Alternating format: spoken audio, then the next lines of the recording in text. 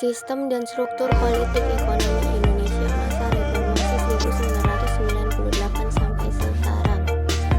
A. Masa akhir Orde Baru. 1. Krisis moneter, politik, hukum, dan kepercayaan. Krisis moneter dimulai pada pertengahan 1997 ketika Indonesia terkena dampak krisis ekonomi Asia. Nilai tukar rupiah terhadap dolar Amerika Serikat jatuh drastis hingga mengalami kemerosotan. Hal ini membuat harga kebutuhan pokok melonjak tajam, perusahaan-perusahaan bangkrut, pengangguran meningkat pesat dan menyebabkan inflasi. Banyak orang kehilangan pekerjaan, daya beli masyarakat menurun dan tingkat kemiskinan meningkat. Krisis politik, rejim Orde Baru di bawah Presiden Soeharto dianggap gagal menangani krisis, terutama karena maraknya korupsi, kolusi, dan nepotisme KKN. Krisis hukum, seseorang yang dianggap bersalah dapat bebas dari hukuman, dan seseorang yang tidak bersalah masuk penjara. Akibat penyimpangan tersebut, masyarakat menghendaki reformasi dalam bidang hukum untuk meluruskan masalah pada posisi sebenarnya. Krisis kepercayaan disebabkan oleh adanya penyimpangan demokrasi pada masa pemerintahan Orde Baru. Hal ini membuat masyarakat, terutama mahasiswa, semakin kehilangan kepercayaan terhadap pemerintah. 2. Tuntutan dan agenda reformasi. Reformasi adalah gerakan untuk mengubah bentuk atau perilaku suatu tatanan karena tatanan tersebut tidak lagi disukai atau tidak sesuai dengan kebutuhan zaman, baik karena tidak efisien maupun tidak bersih dan tidak demokratis.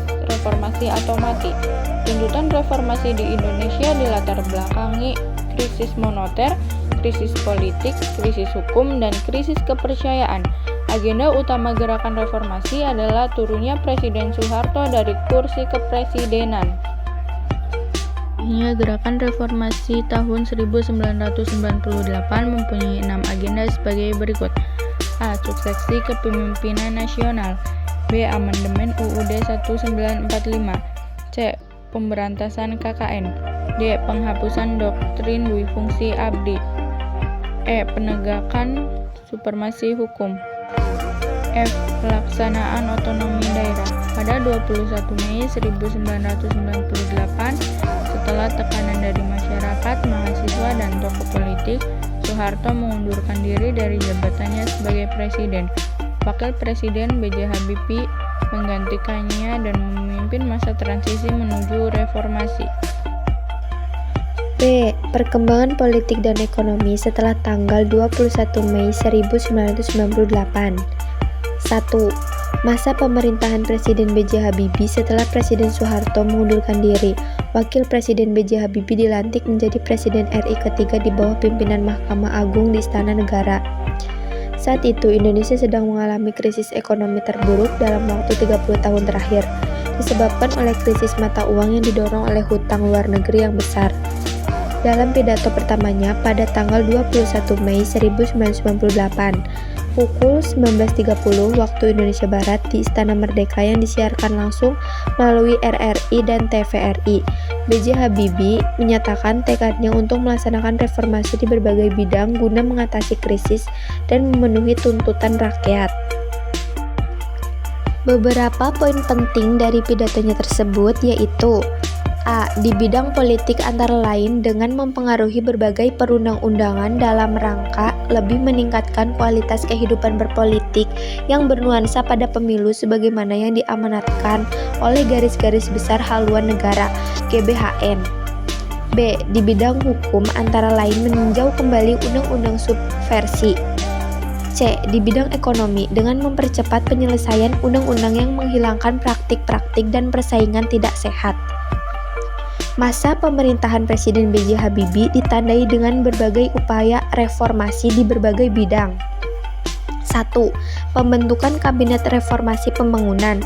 Habibie membentuk kabinet yang terdiri dari 36 menteri, termasuk 4 menteri koordinator dan 12 menteri dengan tugas khusus untuk menjalankan reformasi di berbagai sektor.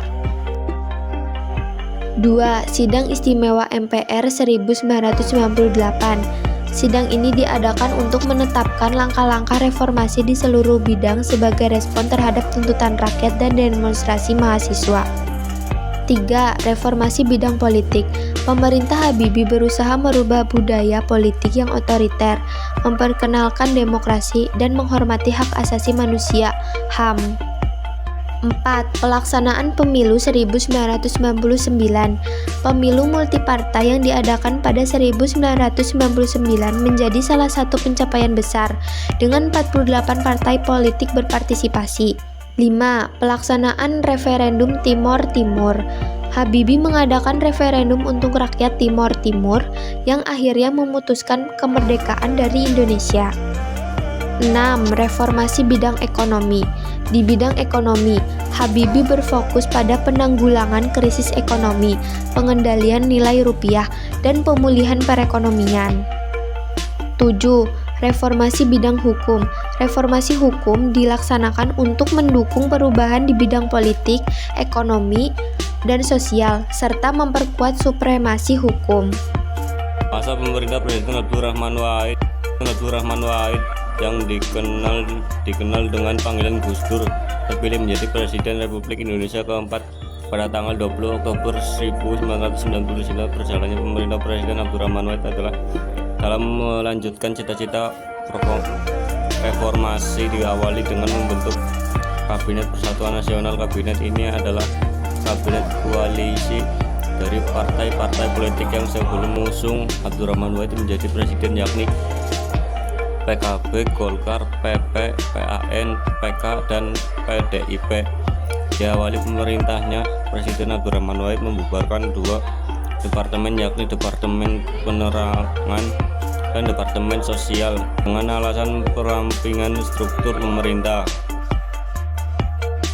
Pembubaran Departemen Penerangan dan Sosial diiringi dengan membentuknya Departemen Eksplorasi Laut melakukan keputusan Presiden nomor 355 Masehi tahun 1999 tanggal 26 Oktober 1999. Nama terpilih ini berubah menjadi Departemen Kelautan dan Departemen Perikanan dengan sebutan DKP berdasarkan keputusan Presiden nomor 165 tahun 2000 tanggal 23 November tahun 2000. Pembentukan departemen ini memiliki nilai strategis mengingat hingga masa pemerintah Presiden Habibie, sektor kelautan Indonesia yang menyimpan kekayaan sumber daya alam besar justru belum mendapatkan perhatian serius dari pemerintah selanjutnya.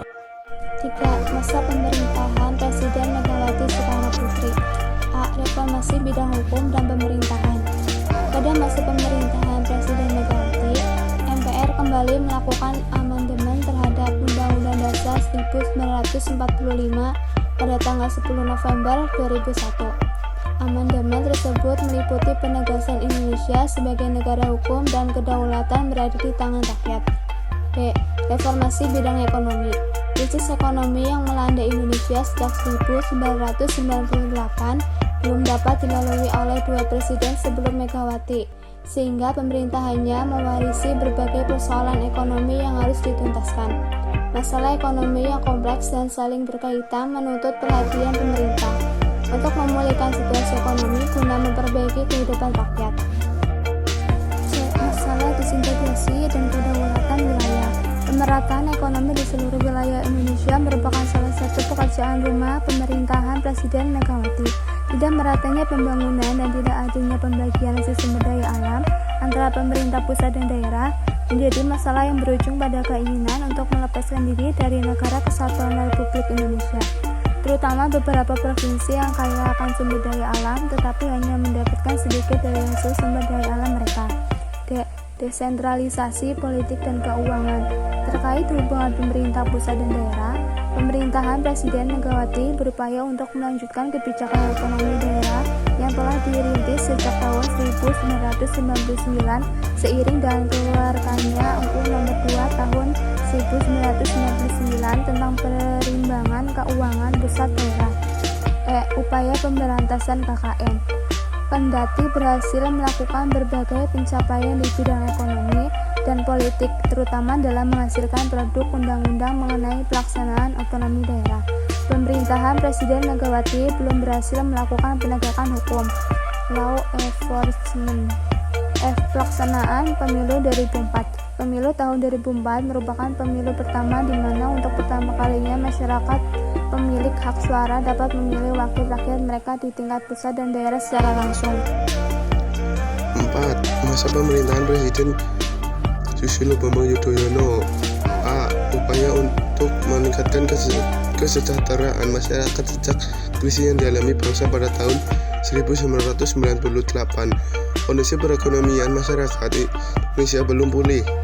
Upaya pengentasan kemiskinan yang juga pernah direncanakan oleh presiden sebelumnya masih belum terlaksanakan sepenuhnya. Kondisi ini diperparah dengan terjadinya sejumlah bencana alam, terutama tragedi tsunami di Aceh yang menganut banyak korban dengan kerugian material yang sangat besar. B. Reformasi di bidang politik dan upaya menjaga kesolidan pemerintah yang solid pengaruh terhadap kelancaran jalan program-program pemerintah, sehingga upaya untuk menjaga kesolidan pemerintah menjadi salah satu faktor penting keberhasilan program pemerintah. C. Upaya untuk menyelesaikan konflik dalam negeri.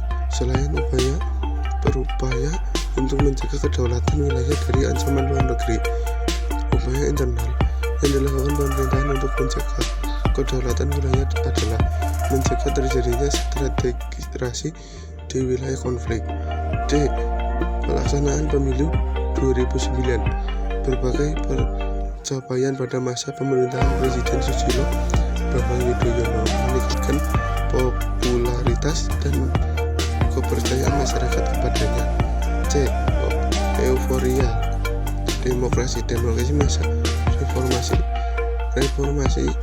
1998 yang menumbangkan pemerintahan Orde Baru, memberikan ruang luas seluas-luasnya bagi pemerintahan sistem dan penerapan demokrasi di Indonesia. C. Perkembangan ilmu pengetahuan dan teknologi di Indonesia. 1. Nurtanio Industri Dirgantara Nasional. Sebagai upaya mengembangkan teknologi dan industri penerbangan, pada tanggal 28 April 1976 didirikan industri pesawat terbang Nurtanio yang diparakarsai oleh B.J. Habibie. Dalam perkembangannya, perusahaan ini kemudian berganti nama menjadi Industri Pesawat Terbang Nusantara (IPTN). Sejak saat itulah mulai tumbuh dan berkembang industri pesawat terbang modern dan lengkap di Indonesia. 2. Teknologi komunis dan transportasi. A. Teknologi komunis. Di Indonesia, perkembangan teknologi komunis tidak bisa lepas dari kebijakan komunis yang dikembangkan oleh pemerintah Orde Baru. Pada tanggal 16 Agustus 1976 merupakan awal revolusi teknologi komunikasi pada waktu pemerintahan Orde Baru. Mengembangkan sistem teknologi komunis berbasis satelit untuk menghubungkan komunikasi di wilayah Indonesia yang luas. B. Transportasi. Salah satu sarana dan prasarana transportasi darat yang dikembangkan pemerintah Indonesia adalah pembangunan jalan bebas hambatan atau dikenal dengan sebutan jalan tol. Pembangunan tol pertama yang dilakukan oleh pemerintah adalah pembangunan jalan tol Jakarta, Bogor, dan Ciawi yang dikenal dengan nama jalan tol Jagorawi. 3. Revolusi Hijau. Revolusi Hijau merupakan sebuah usaha dalam mengembangkan teknologi pertanian yang bertujuan untuk meningkatkan produksi pangan. Revolusi ini dengan kata lain mengubah pertanian yang sebelumnya menggunakan teknologi tradisional menjadi pertanian dengan teknologi modern. 4. Dampak perkembangan teknologi. A. Mempermudah dan mempersingkat proses pertukaran informasi. B. Meningkatkan efisiensi dan efektivitas pekerjaan. C. Memungkinkan pembelajaran online sepenuhnya. D. Dapat berkomunikasi dengan orang lain walaupun tidak berada di lokasi yang sama.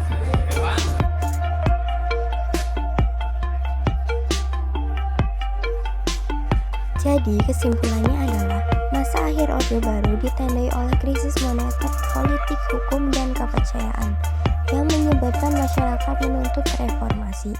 Setelah Presiden Soeharto mundur pada 21 Mei 1998, Era reformasi dimulai dengan berbagai upaya pembaruan di bidang politik, ekonomi, dan hukum, dimulai oleh Presiden B.J. Habibie dan dilanjutkan oleh Gus Dur, Megawati, dan SBY. Pemilu demokratis, pemberantasan korupsi, otonomi daerah, serta upaya menjaga stabilitas politik menjadi faktor utama. Selain itu, perkembangan ilmu pengetahuan dan teknologi berkembang pesat, seperti melalui industri dirgantara IPTN, revolusi hijau dipertahankan